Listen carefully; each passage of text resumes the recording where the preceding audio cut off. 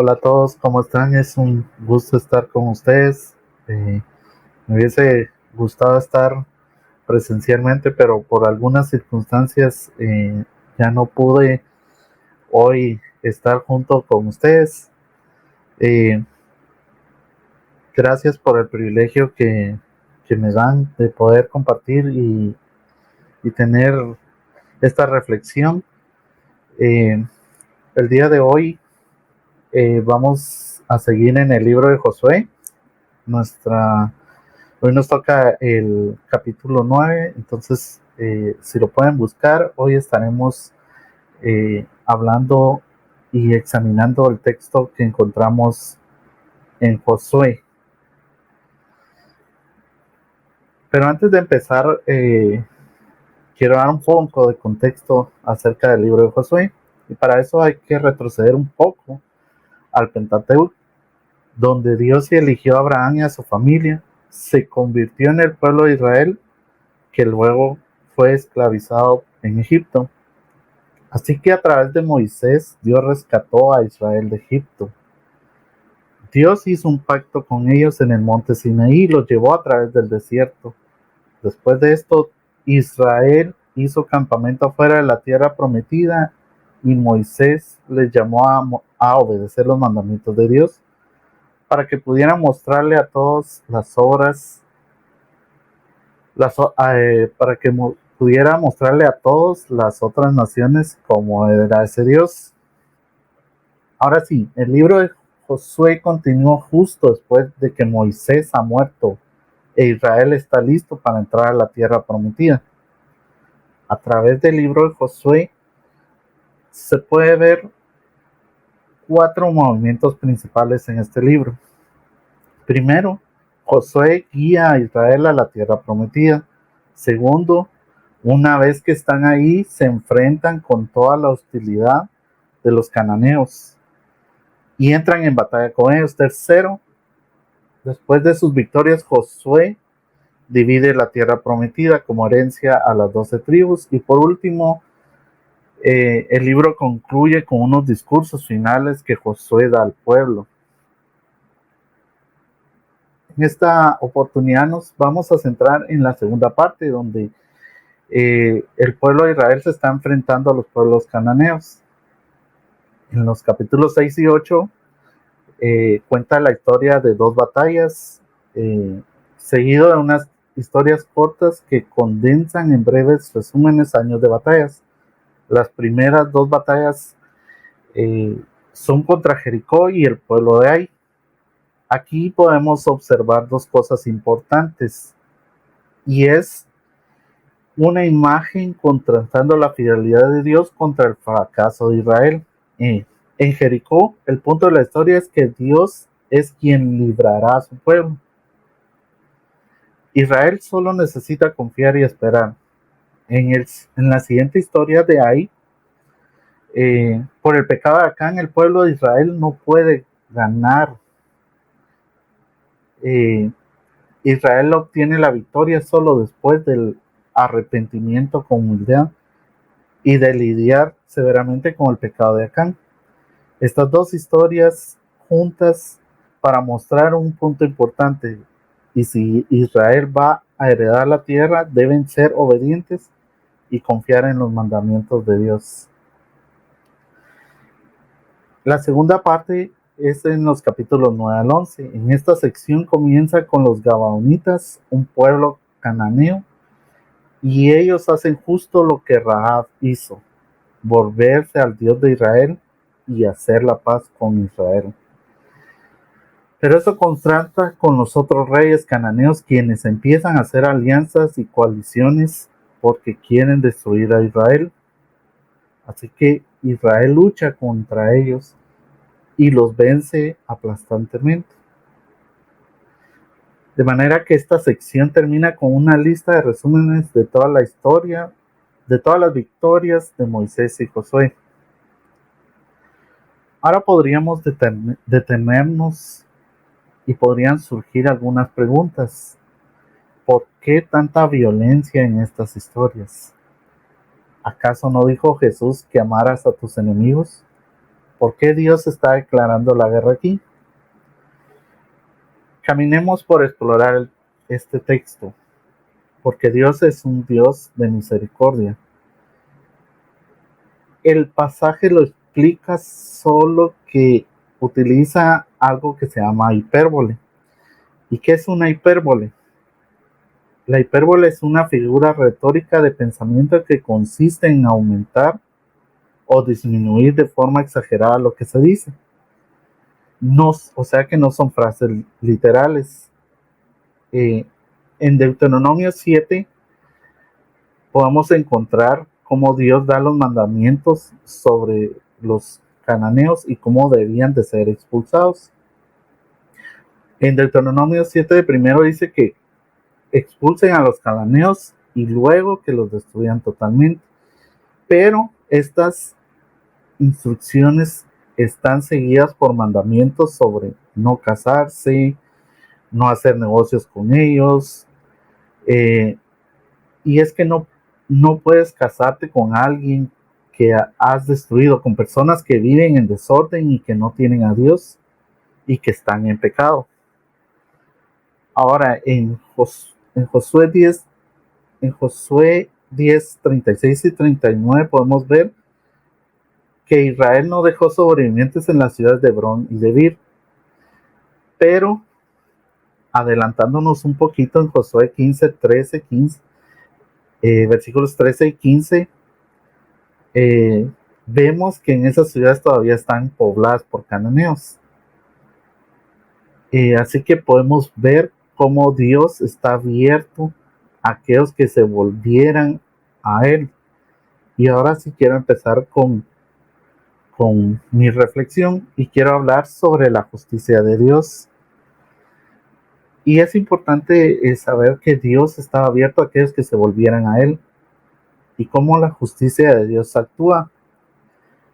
Y hoy quiero tocar 3 puntos acerca de esta justicia de Dios. Primero, Dios juzga el pecado.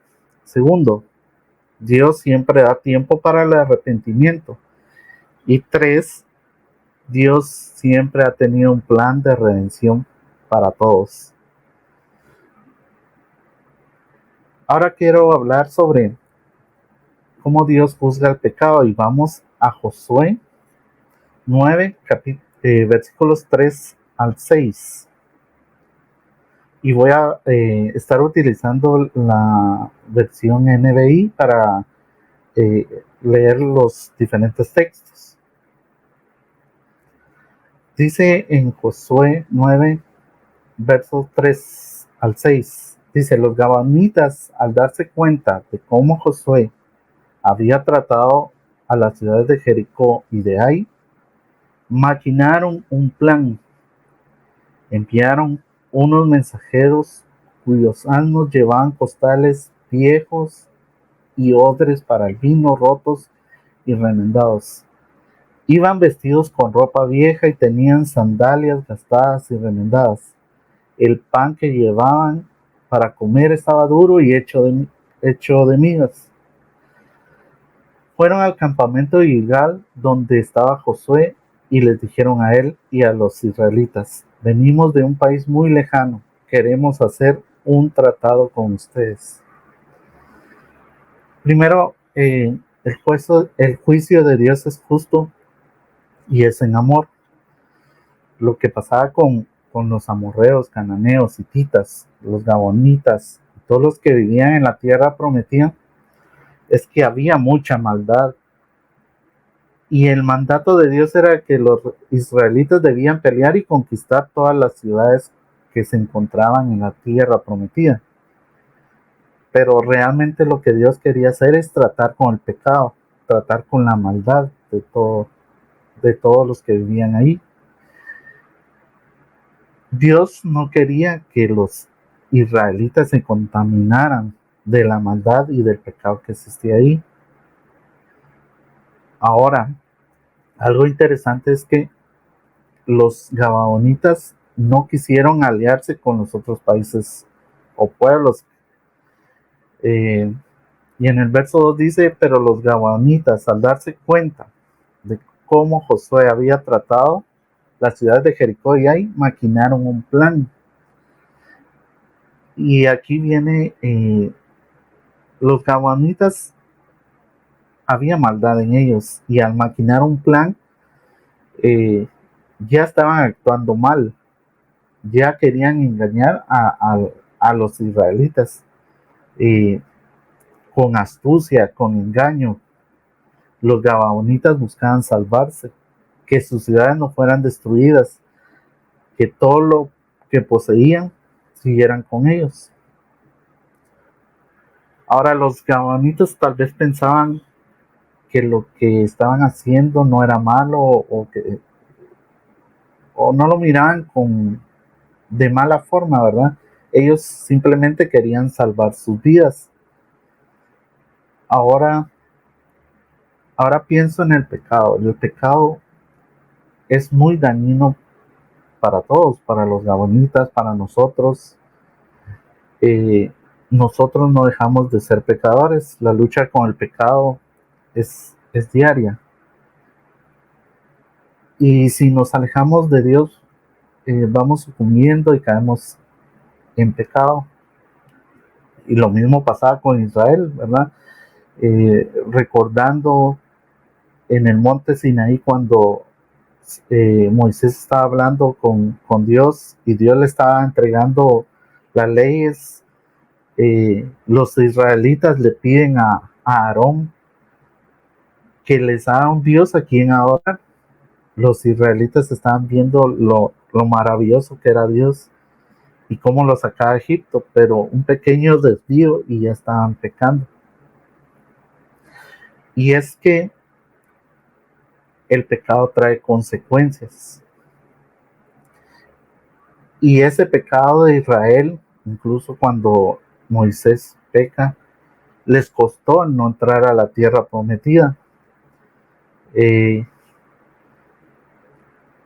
y los gabonitas también tuvieron consecuencias por el engaño que le hicieron a Josué, y eso lo encontramos en los versos 22 y 23. Entonces Josué llamó a los gabaonitas y les reclamó: ¿por qué nos engañaron con el cuento de que eran de tierras lejanas, cuando en verdad son nuestros vecinos?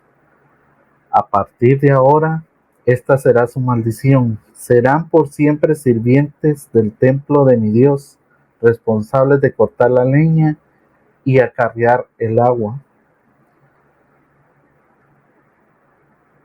Hay una frase que doña Beatriz repetía mucho y era: toda decisión tiene una consecuencia. Y es que a veces no nos damos cuenta. Eh, Vemos el pecado a veces de una manera muy light, y, y a veces no nos damos cuenta que estamos pecando porque inconscientemente decimos mentiras blancas, juzgamos a alguien, tomamos cosas que no son nuestras, y con el tiempo, ¿verdad? Habrá consecuencias de todo lo que nos sucede, de todo lo que hacemos. Y hasta podemos preguntarnos: ¿por qué me pasa esto? ¿Qué estoy haciendo mal? Y inconscientemente estamos pecando y no nos estamos dando cuenta que estamos actuando mal.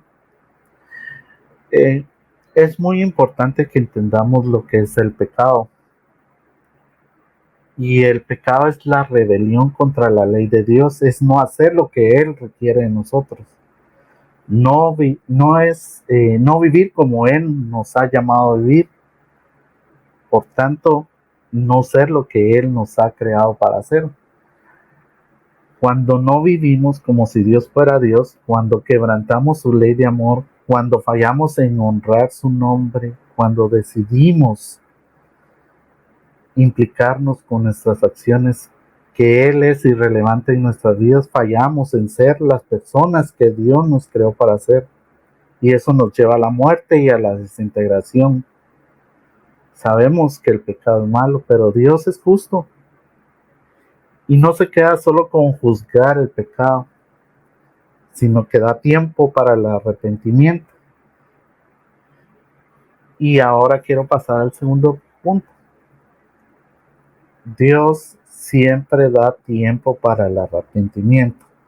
Vamos a los versos 24 al 26. Y dice así: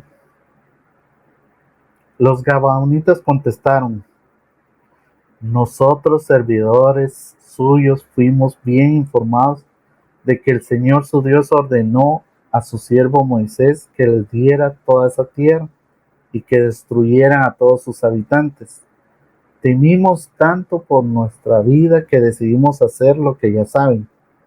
Estamos a merced de ustedes. Hagan con nosotros lo que les parezca justo y bueno.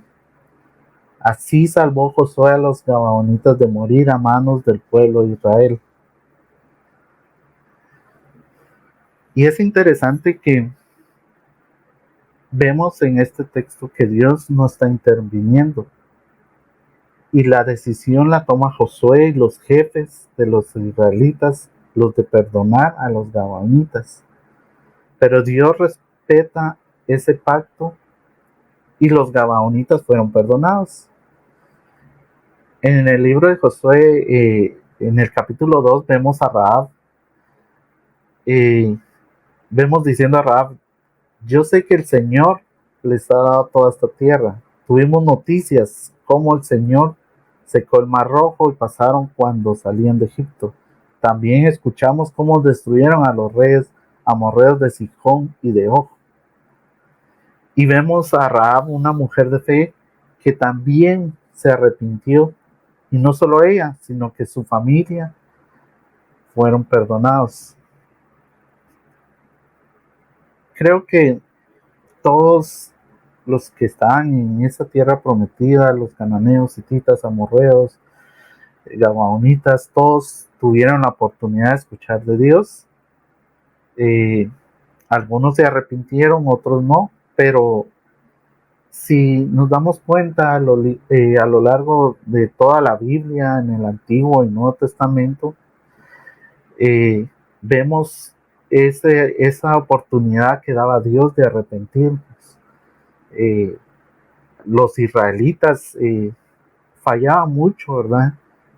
Adoraban muchos dioses, desobedecían, pero siempre se arrepentían y Dios los perdonaba. Y vemos cómo Rahab y los gabaonitas pudieron llegar a ese arrepentimiento. Y recordemos que el verdadero arrepentimiento cristiano implica una convicción sincera del pecado, una contrición sobre la ofensa hecha a Dios, un alejamiento del estilo de vida pecaminoso y un giro hacia la forma de vida que honra a Dios. Y en el Nuevo Testamento ya vemos la gracia y cómo Dios actúa en gracia y cómo Dios actúa en nuestras vidas, cómo la misericordia de Dios nos alcanza a diario. Y con todo esto vino a mi mente mi abuelito. Él fumó durante toda su vida. En el peor momento de su vicio, ¿verdad? Fumaba una cajetilla diaria, ¿verdad? Pero todo el fumar que trajo consecuencias a su vida, y es que un día llegó al punto de una fatiga extrema, de que le faltaba el aire,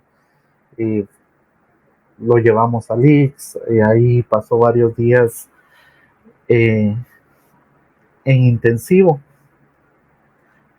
pero ahí nos dejaban verlo y a veces nos costaba porque él ya no tenía lucidez y a veces nos reconocía y a veces no, pero recuerdo que mi hermano pudo entrar un rato con él y pudo compartirle el evangelio y, y me contó que, que había podido hacer una oración donde él aceptaba al Señor.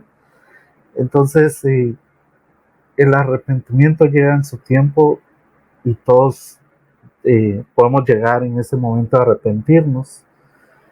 Y es que el arrepentimiento es una herramienta que Dios usa para irnos cambiando, Por eso, como hijos de Dios, somos llamados a vivir vidas caracterizadas por Dios. Y de este arrepentimiento se me vino a la mente también una de las primeras de las famosas tesis de Lutero, ¿verdad? Que Lutero sentía siempre culpa, se sentía culpable y no encontraba esa forma de sentirse bien hasta que llegó al libro de Romanos y vio la justificación y cómo Dios lo justificaba y cómo llegaba el arrepentimiento a él. Entonces lo interesante es que podemos vivir elevando el valor del arrepentimiento en nuestra vida.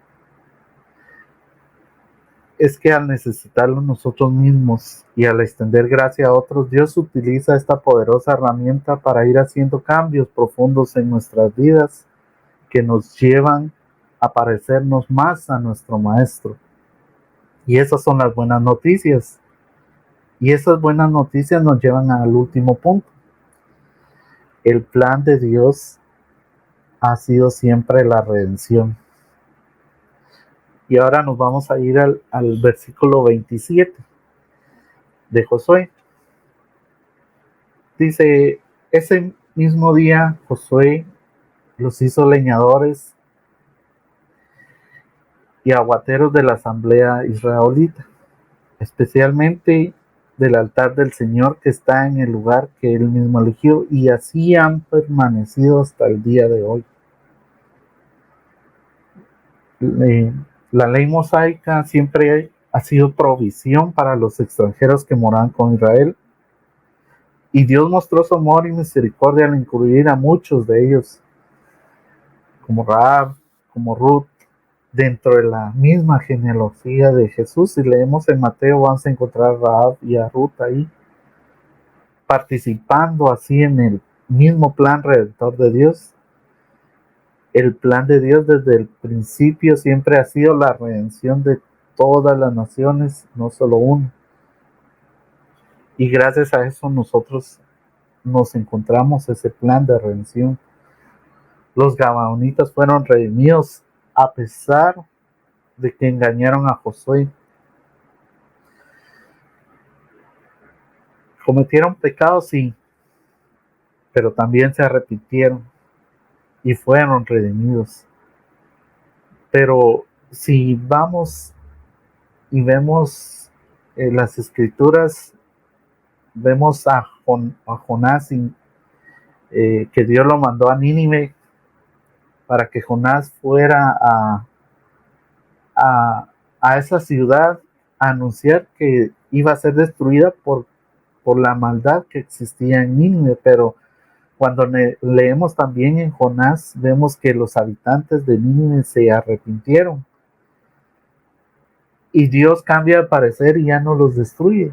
La redención llegó a sus vidas también. Y en la Biblia, la redención se refleja al rescate de Dios de los creyentes, no solo a través de la muerte de Jesucristo sobre la cruz y todos los beneficios que trae. Así que en su forma más básica, la redención se refiere a un rescate.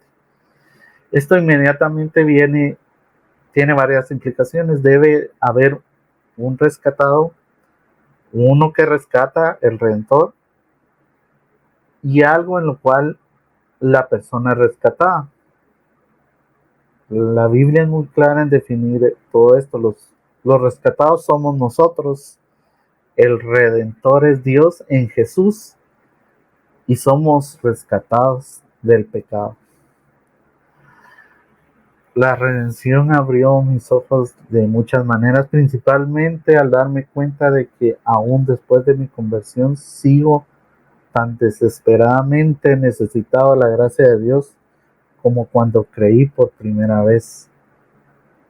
Debo continuar creyendo, debo continuar confiando mientras continúa limpiando y transformando mi vida a Dios. La redención concluye con la esperanza vibrante de que Cristo en nosotros puede vencer nuestro pecado. Los seres humanos por naturaleza estamos constantemente buscando el gozo y en lugar de reprimir ese deseo debemos redirigirlo a las cosas que nos defraudan, nosotros, los demás, el mundo y la religión, hacia nuestro amado Salvador y Señor Jesucristo, que no nos defraudará y es la suma de todo gozo. Somos afortunados gracias a Cristo. Tenemos perdón de pecados. Podemos arrepentirnos porque Dios es fiel y justo para perdonar todos nuestros pecados.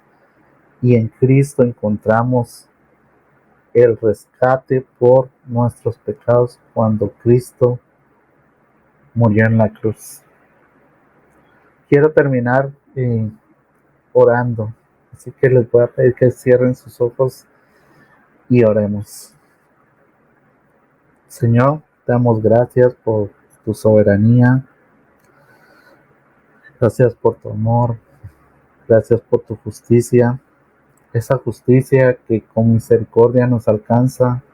A pesar de ser pecadores, tú eres fiel y justo para perdonarnos y limpiarnos. Gracias porque tu plan de redención nos alcanzó.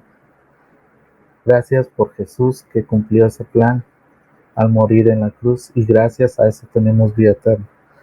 Te agradecemos, Dios, en el nombre de Jesús. Amén.